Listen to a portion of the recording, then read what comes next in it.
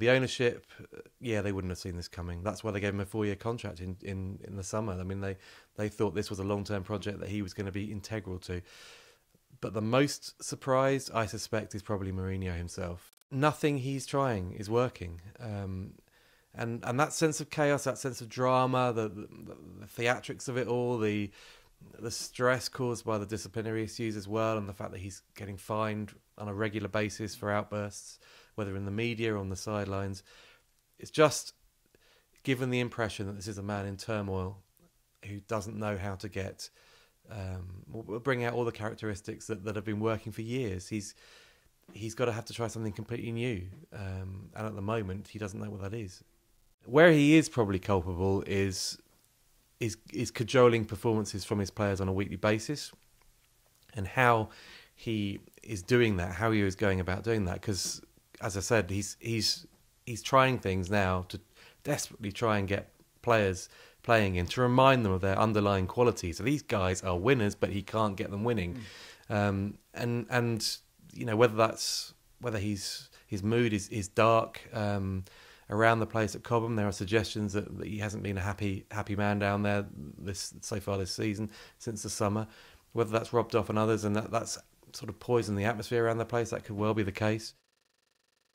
Now, there is support on that board still to keep him. I mean, most notably, I suspect, from Marina Granovskaya, the influential director who was so instrumental in actually appointing Jose Mourinho in the first place. She was pushing for him when he left Real Madrid. She wanted him back at Stamford Bridge. So it wouldn't look good for her if Mourinho was now sacked.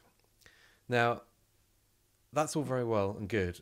The intention is there to keep him, but results need to improve. If Chelsea continue to lose, if they are humiliated by Liverpool, if they are badly beaten by Dynamo Kiev in midweek or Stoke City away, or any of these games actually in this run of matches that you look up until, I think their next really tricky game is at Tottenham Hotspur. If they're humiliated, then we've got to the stage now where it's not inconceivable that they pull the trigger. Because it's almost that Chelsea are playing such a massive game of catch-up. They've given all that leeway is gone. They're on the brink now forever. They're on the brink now for the remainder of this season. If they lose 2 games in a row in the Premier League now, they're virtually out of that top 4 chase, given the number of clubs that will be above them pursuing those places. So there's no leeway. There's no escape here for Mourinho. There's no chance of redemption if results continue to be so slapdash. So it's really down to him and the players. If they perform now, if they take the positives from Villa, Kiev, and from Stoke, and even from the second half in West Ham when they had 10 men and they performed quite capably, and they can build a run of results, a run of wins, which they did last season, then there's still hope that Mourinho retains his position. Oavsett färg och oavsett stad, oavsett lag och oavsett sport. Nu söker vi just efter er, fans och eldsjälar. Ni som står längst fram i ledet, eller ensam på bortaklacken, spindlarna i nätet, hjältarna. Nominera årets fan och årets föreningshjälte på Unibets Facebook-sida. Det kan vara du själv eller någon du känner. I prispotten ligger 10 000 kronor till dig och 20 000 kronor till föreningen eller klubben i ditt hjärta. Ha det gott!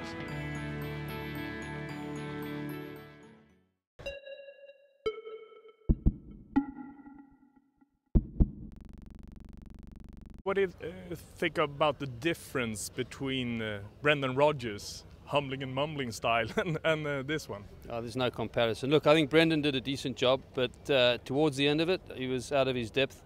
And if Liverpool as a club want to go forward, there's no better man in football management available to take this job on. And yeah, I mean, the way he deals with things, I mean, his response to the first press man who interviewed him saying, "I'm the normal one." I mean, that was fantastic. You know, that's legendary. So already the guy's making a statement without being bold about it.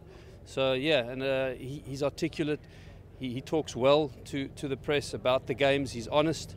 Not the old babble about psychological stuff, and I mean, my son does it better. When Brendan was talking about character, gotta have the character. This whole Yeah, the performances were just poor towards the end under Brendan. Jurgen's won the Bundesliga twice with Dortmund, Champions League final against Bayern Munich. He's got the credentials. Isn't this just the beginning, the first romance between you and Jurgen? Yeah, this is going to be a long-lasting romance. I hope that's the plan.